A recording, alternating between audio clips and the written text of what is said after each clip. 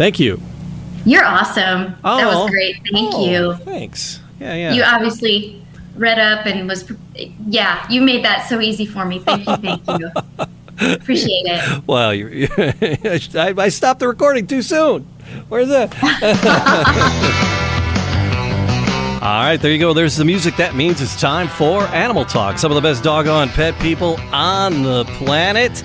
Today, we're talking about dogs. We're talking about cats living together. It's chaos. But first, we want to thank everybody for tuning in and following. Like, subscribe, leave a comment, all those podcasty things that you should do when you're listening to a podcast. We truly appreciate people taking the time, spending some time with us. Always check the show notes below as the podcasts go live, because there's always great links in there to the wonderful, amazing people we talk to, the amazing organizations that do some astounding work that could always use some help. So the links are always down there for you. Like today, another amazing group out of Texas, and we're talking to Stacy Sutton Kerby. Stacy, we're going to bring you in here and tell you, hi, welcome to Animal Talk.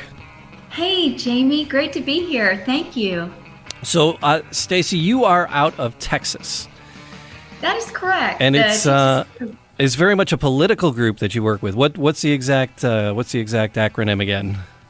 Yeah, we're the Texas Humane Legislation Network. We are a 45-year-old nonprofit that focuses exclusively on policy and legislation to protect animals from abuse and cruelty. And we like to promote what is good for Texans and their animals.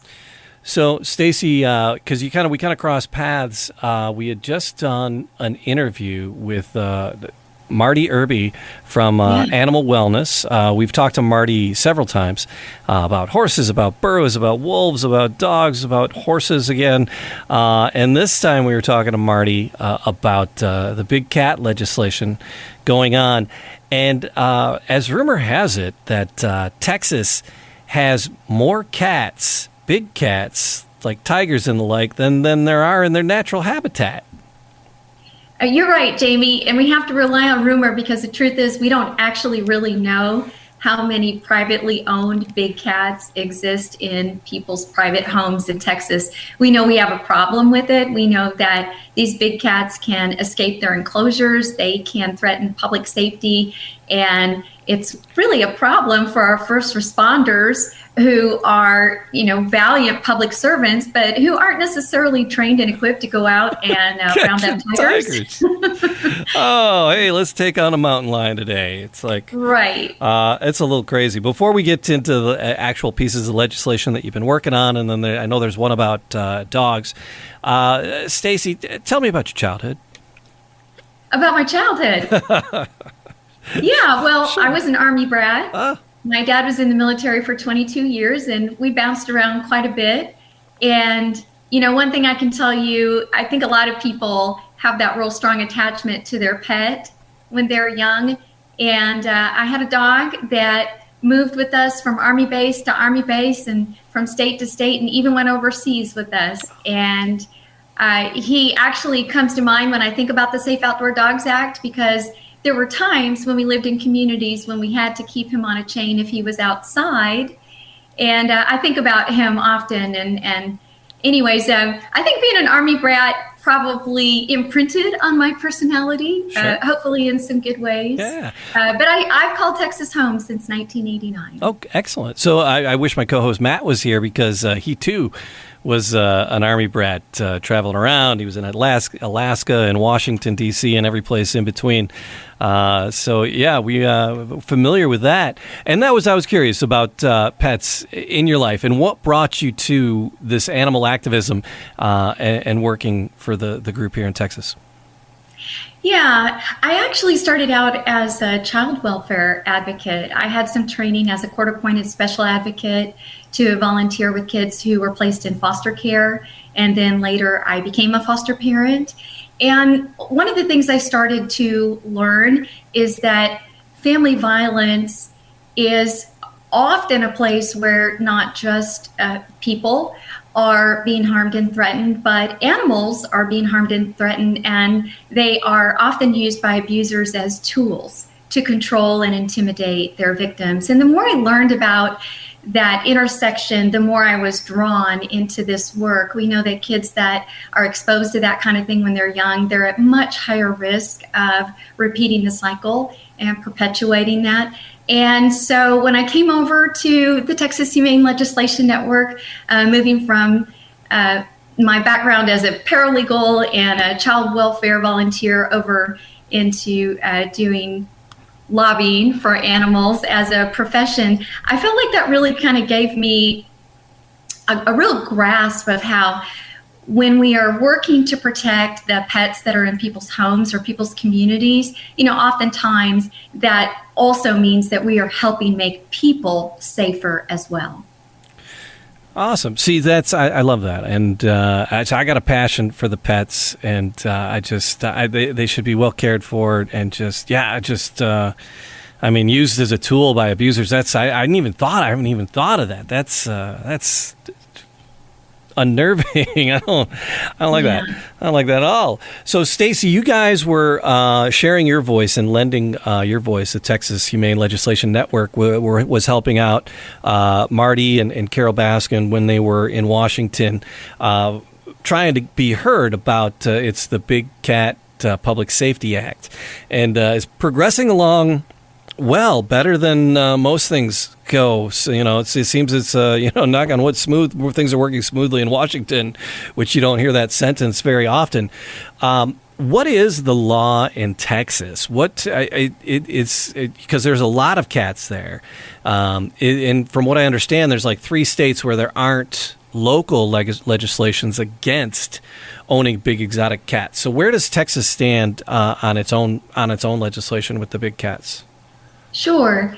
So in Texas statute, there is the option for counties to regulate the ownership and keeping of dangerous wild animals, including big cats. But it's not mandated by the state. That is, it's not a statewide regulation. Texas has 254 counties, and each of those counties has the option to pass an ordinance in their county which would regulate or prohibit having those big cats. And what that means is that oversight, regulation, writing any citations, that kind of thing, devolves down to the local level. It lands basically on the sheriff's plate, the county officials. And we know from working with law enforcement that this puts them in a really untenable situation. Apart from the fact that, if you cross the county line, the law might be different with regard to the ownership of big cats. There's not a central registry. We don't know where all of those big cats are. So in Texas, in particular, because we have such a large population, at least in terms of the ones that we know are in various roadside zoos and various facilities, and because there's always the fear that there's a lot more out there that we don't know of, and we only find out when they escape and they have to be rounded up by the sheriff, and that happened 3 times in the first 3 months of 2021. We believe that it would be much better to phase out the private ownership of these big cats, to stem the flow of continually breeding them to go into private hands, and then to know where they're located so that if there is a problem, for example, we just had a tornado touchdown about 10 miles north of my house yesterday, that first responders know where those animals are. They can keep the public safe. And if the enclosure where the animal is kept is compromised, they can be aware of what's going on in that area. Wow. Yeah, I didn't even think of that. So, Texas, you have big weather, big crazy things happen. You don't think of Texas as a cold space. You think of Texas, it's hot, arid, but Texas is as big as Texas, and you have various climates. But just I guess was it 2 years ago now or 1 year ago, you guys had a very severe winter in parts of Texas that have never seen it before. And that's part of what the Safe Outdoor Dog Act is about. But are there parts of Texas that regularly get very, very cold. Here, we're in Detroit. So here in the Midwest, we rock it down to 0 and below every winter, So we're accustomed to having to deal with that and hopefully treat our pets well through that. But is that an anomaly in Texas? Actually, we do have some parts of Texas that regularly experience freezing winters and ice. The Texas Panhandle is notorious for ice storms late into the spring, and Northeast Texas regularly dips down into those below freezing temperatures. So the Safe Outdoor Dogs Act was really important in taking a step forward, obligating owners, if you're going to keep your dog outdoors, you must provide them adequate shelter and protection from the extreme weather. As you mentioned, people often think of Texas as a little more tropical or maybe even a little more arid, like a desert. Well, we have tornadoes, we have hurricanes, we have extreme heat waves, all of that. And our dogs just really needed a clear law that gave owners a blueprint. Here's what you need to do to keep your dog safe if they're tethered unattended outdoors, and gave law enforcement and animal control a real good blueprint to go by so that they could clearly point out when someone was in violation. So are there not enough, because I'm not laws, right? We got enough laws in our life. Do we need more laws, right? So why is this law necessary? What is there is lacking that you need this law? Yeah, we needed it because the Texas Health and Safety Code just had too many loopholes in it. And because of those loopholes, dogs were dying at the ends of their chains. And, we haven't found a Texan yet who believes in cruelty or believes that's correct. But because it wasn't clearly defined in statute, it was unenforceable. And another big loophole at the time, before we passed the Safe Outdoor Dogs Act, was that there was an automatic waiting period. If an officer came upon a dog in distress, even if it was pretty clear that dog's not going to be able to make it through the night if they aren't brought inside or given adequate shelter. The previous Texas Health and Safety Code required a 24-hour waiting period. And as you mentioned, Jamie, we had that really bad storm in February of 2021, and our organization received hundreds of messages from people who were so distressed and so upset. My neighbor has a dog. The dog is outside. That dog is not going to make it through the night. And, that was just such a wake-up call to so many people at the legislature that, yes, we needed to do a lot of things to protect people and to make sure that, we are all able to take care of each other in our communities, and that we needed to clean up these loopholes in the law so that our outdoor dogs could be made safe as well. Wow. All right. So that is problematic with the waiting period for the police to take action. I know I have friends that are, huge animal advocates, and they have rescued dogs. They've just gone and stolen dogs. Just not that we would never advocate for that, but they were just because they had an owner that just glaringly irresponsible, and they wouldn't do anything. And in Detroit, we have some trouble. There's a lot of like big, powerful dogs. People around love the big, powerful dogs, and those big, powerful dogs need big, powerful chains. If you want to keep them from just busting them and running. But the bad thing is they'll take just a chain, like literally just a chain with a padlock, and they'll put the chain around the dog's neck and padlock it. And it's like. And they got those big monster skulls, and they can't get the thing over their head. And so these dogs are literally, padlocked with this heavy chain, and then they're out there, and then, depending on whether or not they have the proper shelter or not, it's quite the challenge to rescue these dogs or to approach them when they do need help. A dog continuously chained in that situation, with a heavy chain around their neck, not getting adequate socialization, and not being restrained in a way that is safe for that dog. Right. That is a tragedy waiting to happen, because if that dog does happen to break their restraint, or if a child should accidentally think that this dog is as friendly as their pet at home. As I said, that's a tragedy waiting to happen. Unfortunately, we had a number of maulings of children here in Texas, and our group did a lot of research on this. The CDC put out a statement that chaining a dog continuously is never recommended. And, dogs, everybody who's listening to this knows, highly social creatures. Yeah. And, we get it. There are big dogs, there are strong dogs, but there are safer ways to make sure that that dog is contained and restrained than staking them out on a chain, putting a padlock on their chain, and then ignoring them. That's just a recipe for disaster. So you had some success, if I'm not mistaken, with some legislation about puppies and about puppy welfare just very recently, yes? That's right. House Bill 1818 did really well in passing the House and almost got through the Senate. We ran out of time at the end of the legislative session.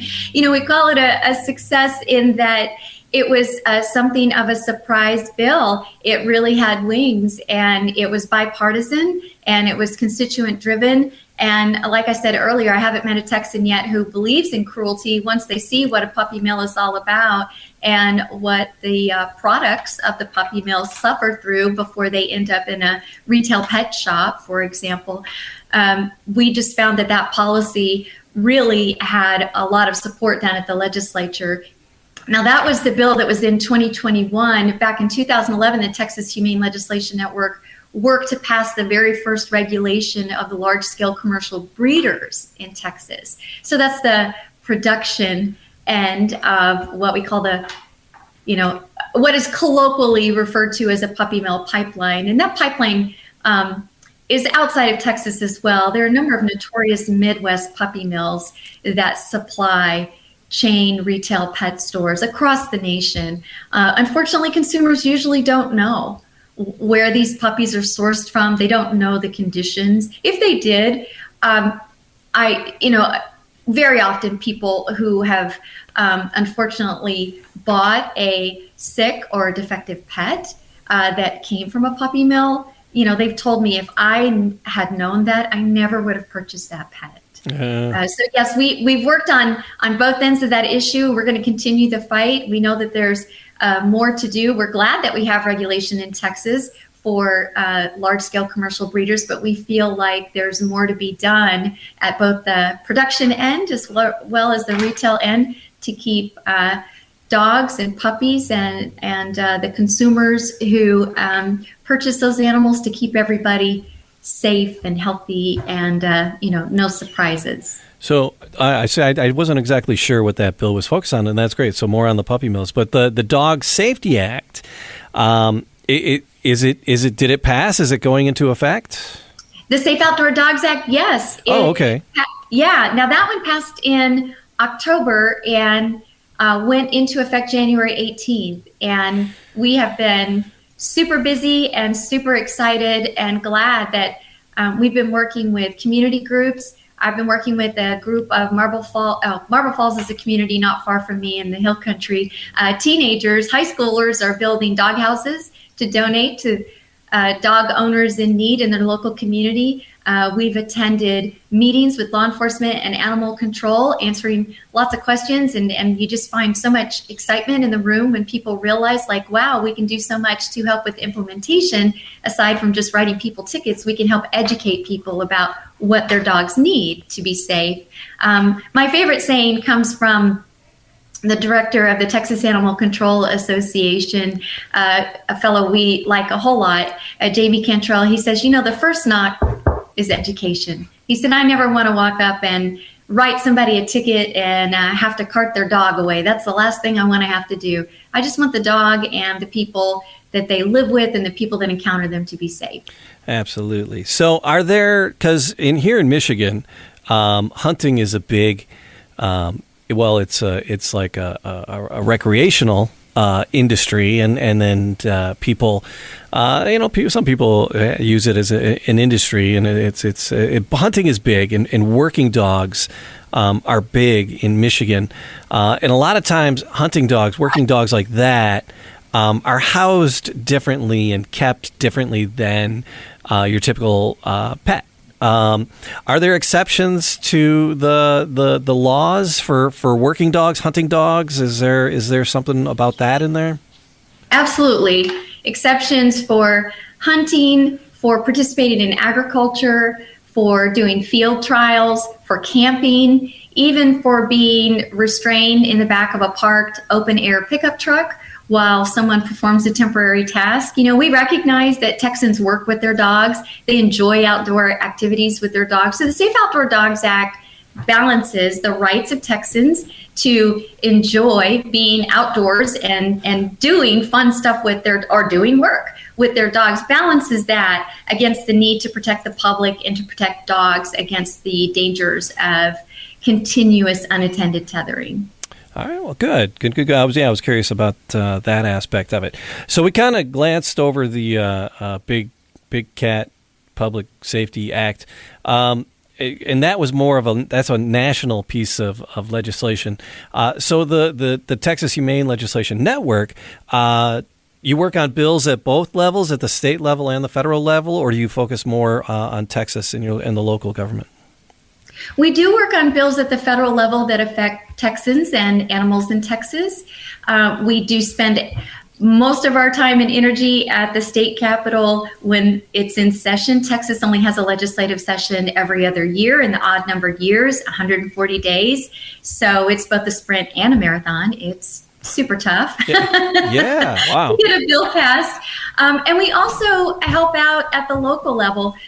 We've been working with local folks who've wanted to pass ordinances to regulate the sales of commercially bred dogs in pet stores, or who wanted to pass stronger tethering bills at the local level. So, we do work on the federal level and we do work at the local level. Most of our work has been at the state level, but, when we see good policy that can have a good impact, we do what we do to help get that pushed past the finish line.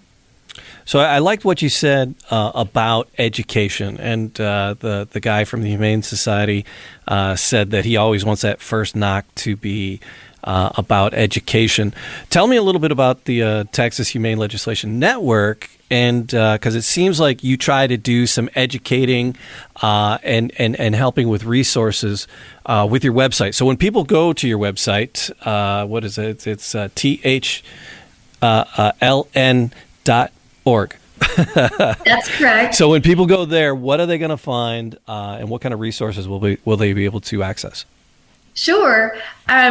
In particular, for the Safe Outdoor Dogs Act, we have a whole landing page dedicated to that. And the resources there are listings of local groups that help under-resourced dog owners with things like application for fencing assistance, application for doghouse donation, other types of pet supplies that went for people in need.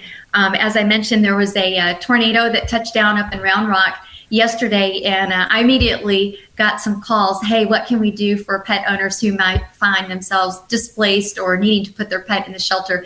But back to Safe Outdoor Dogs Act, on that page, there's also videos about how to purchase an alternative to a chain, a cable tie-out, which is specifically manufactured to be attached to a dog's harness or collar. There are also bilingual flyers that detail in layman's language instead of, in the somewhat can be difficult to read language that statutes are written in just plain English. What does the Safe Outdoor Dogs Act do? So that's a good landing page at our website. It's called a Brand New Day and describes the law that just went into effect January 18th. All over our website, free webinars, information about laws that have already passed, and then a look forward to the initiatives that we're working on coming up in the 2023 Texas legislative session. All right, yeah. So, what is the biggest thing you're going to try to accomplish? What will be the best get for 2023? The best get would be that Texas school children would have access to humane education that is learning about empathy and kindness towards animals and safe interactions with pets and proper treatment of pets. We're a state of 30 million people, and I think it's 7 out of 10 homes have pets in them. That was the latest statistic that I read. So that's a whole lot of pets. That's a whole lot of animals. And we know from our work with stakeholders such as educators, veterinarians, shelter directors, we know that they're telling us, A, humane education really has an impact on elementary school children, and B, we really need it. We, as a state, unfortunately lead the nation in euthanizing homeless animals, so we really need to do everything we can to help educate our communities about how to be a responsible pet owner and what we can do to get on top of our homeless pet population issues, as well as really just teaching kids from the get-go, animals, they're in so many ways, they're like us. They need food, they need water, they need adequate shelter. So that would be our big get. We're going to continue in that vein always to educate. We've been working on it for 45 years now. It's literally our middle name, Legislation, Education, and Advocacy. But this time around, we're really exploring how we might get that into statewide curriculum. Well, it's the thing that it's COVID. It's so many awful things. But one of the positives, because kids are stressed. I teach high school during the week. In one of my many lives, I'm a high school teacher, and kids are stressed. Right? Bless you. I have high schoolers. Thank you. And so it's after being I'm not sure what things were like in Texas, but in Michigan, it was 2 years ago last week. Sent everybody home on Friday and said, "All right, see you after spring break," and it was like 2 years later before things were normal and close to normal again. So kids are stressed about that, and so what we've been doing is just bringing in dogs, serenity pets, the local dog shelter and the people that visit hospitals and elder care. They're bringing the dogs into the high schools and to the middle and the elementaries, and it's just people get a little puppy time, and it's a beautiful thing. And it's like maybe there'd be something combined with that sort of because people are trying to find ways to support kids mentally and emotionally right now. So maybe you could dovetail on that a little bit with that. So you've hit the nail on the head, Jamie. There is research that shows that when animals are the subject, when animals are the topic, kids are enthralled. And it's reflected in their reading comprehension and their testing scores later, as well as improving their pro-social attitudes.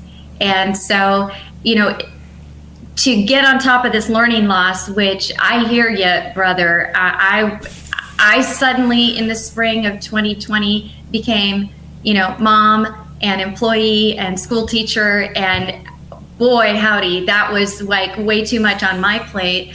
And, I recognize that wow, virtual learning is the best we could do in this moment, but we had to drop into that super fast. And I certainly don't, have the experience that you do as a high school teacher.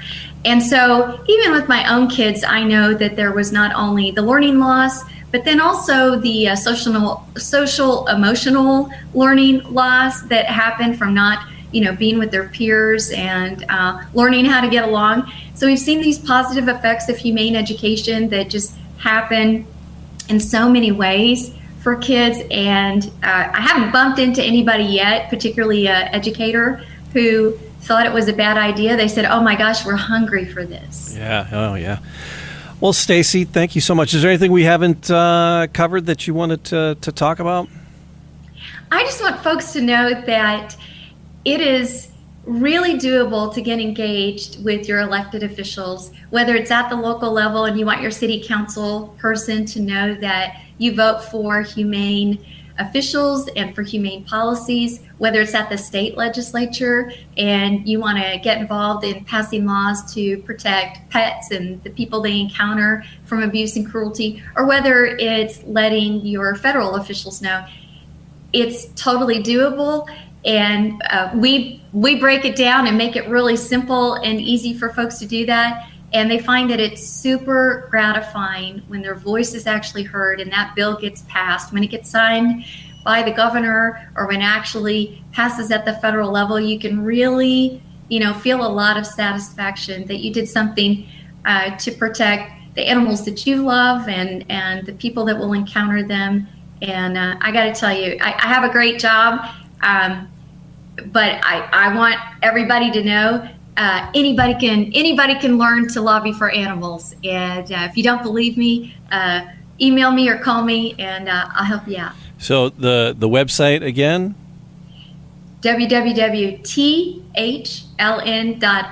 Easy enough. That's over on the legislation side. Are there widgets and things that people can find their legislators and find the things that you're advocating for right now fairly easily? Oh, sure. Well, for Texas, I have a tool that works really well. If you're out of state in other places, I may have to help you find your legislator. But it wouldn't be that hard. And I think for those who really want to get engaged, that we could do some Google searching together. But there's lots of materials that you don't have to be a Texan to learn from on our website. There's webinars, and you can also go over to our Texas Humane Network.org, the education and training side. There's a humane library list there. Lots of great books for kids to read. Just lots of materials there. So check us out on Facebook, on Twitter, on Instagram. I can't even keep up with all of them. You got your TikTok going? You got your ticks and your talks going? I'm learning TikTok. I'm learning. I refuse.